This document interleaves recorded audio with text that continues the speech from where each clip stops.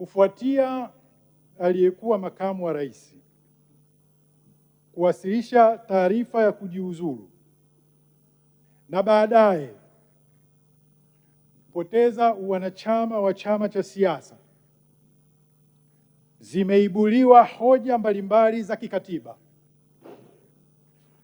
kuhusu wakati ambao kiti cha makamu wa rais kinakuwa wazi na utaratibu unaopaswa kutumika kujaza nafasi hiyo. Kama mwanasheria mkuu wa serikali, nina wajibu wa kutoa ufafanuzi wa kisheria. Kwa kuwa hoja hizo zinagusa katiba, ni vizuri tukaliweka jambo hili sawa, kwa sababu kwenye mitandao ya kijamii kumekuwa na upotoshaji mkubwa. Hoja ya kwanza, kwamba kiti cha makamu wa rais kiko wazi lini? Kufuatia barua ya aliyekuwa makamu wa rais aliyoiandika ikiweka tarehe rasmi, kwa maana effective date ni tarehe 4 Septemba, na Mheshimiwa Rais amekubali.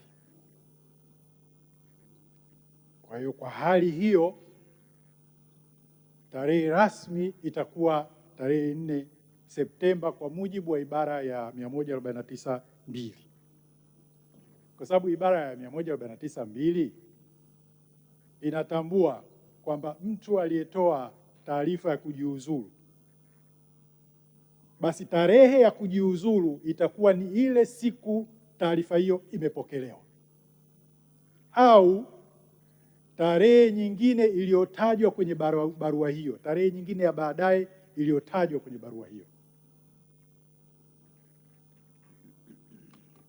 Kwa hiyo ndio scenario. Maana yake ni kwamba ataendelea kuwepo madarakani mpaka tarehe 4 Septemba 2026.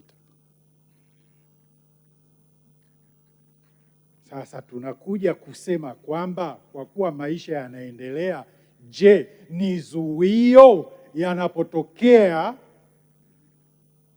mambo mengine ya kikatiba yanayomfanya apoteze sifa, kwamba tunaendelea kusubiri tarehe hiyo? Ndio ufafanuzi nataka kuutoa.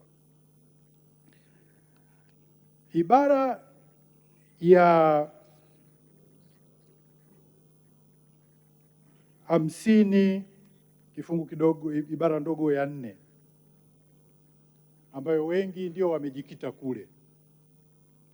Kwanza, cha msingi kuelewa, ni ibara inayoweka utaratibu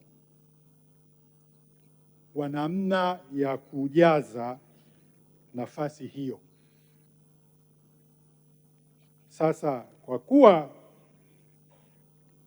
kwa kuwa ibara hiyo ya 50 kifungu kidogo cha 4, na nitakisoma kwa sababu lazima tuelewe, ikitokea kwamba kiti cha makamu wa rais ki wazi kutokana na masharti yaliyomo katika ibara ndogo ya 3. Ibara ndogo ya 3 imejikita katika bunge kumwondoa makamu wa rais. Ibara ndogo ya 3, kifo au kujiuzulu, basi mapema iwezekanavyo na kwa vyovyote vile ndani ya siku zisizozidi 14 baada ya kushika madaraka yake, rais atamteua mtu atakayekuwa makamu wa rais, na uteuzi huo utathibitishwa na bunge kwa kura za wabunge walio wengi. Kwa hiyo wengi walijielekeza kwenye ibara hii kwa kuwa suala la kuvuliwa wanachama halijatajwa hapa, basi kiti hakiko wazi. Sisi wanasheria kuna kitu kinaitwa Principles of Statutory and Constitutional Interpretation. yaani ile misingi ya kutafsiri sheria. Moja ya msingi pamoja na misingi mingine ni msingi unaitwa the doctrine of harmonious construction, kwamba unapokuwa unatafsiri vifungu vya katiba na ukakutana na kifungu kinakutatiza ukiviangalia vingine, basi unatakiwa ufanye harmonious interpretation. Sasa kwa sababu issue ni makamu wa rais, unataka kumjua huyo makamu wa rais ni nani na ana sifa gani. Kwa hiyo unaachana na ibara hii, unabidi uende ukamfahamu sifa za makamu wa rais ni nani. Maana hizo ndio sifa za makamu wa rais. Inasema ibara ya 47 ibara ndogo ya 4, mtu hatateuliwa kugombea au kushika.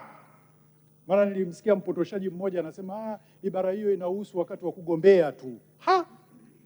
Inasema kugombea au kushika. Aliyekuwa makamu wa rais aligombea. Mheshimiwa Deogratias Pancras Jembebe yeye anakuja kushika.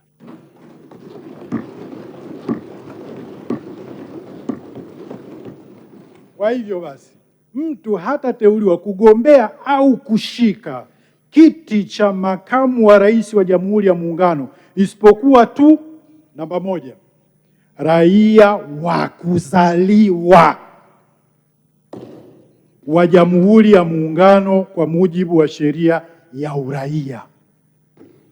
Kwani hiki kipo kule? Si tumetaja tu ibara ya 3, kifo au kujiuzuru. Kwa hiyo kwa sababu hakijaandikwa kule, akichukua uraia wa kigeni tunakuwa na makamu wa rais wa kutoka nje. Haiwezekani. Tunatafsiri vipi vifungu na sheria? FM kutoka Tabata, Dar es Salaam, Tanzania.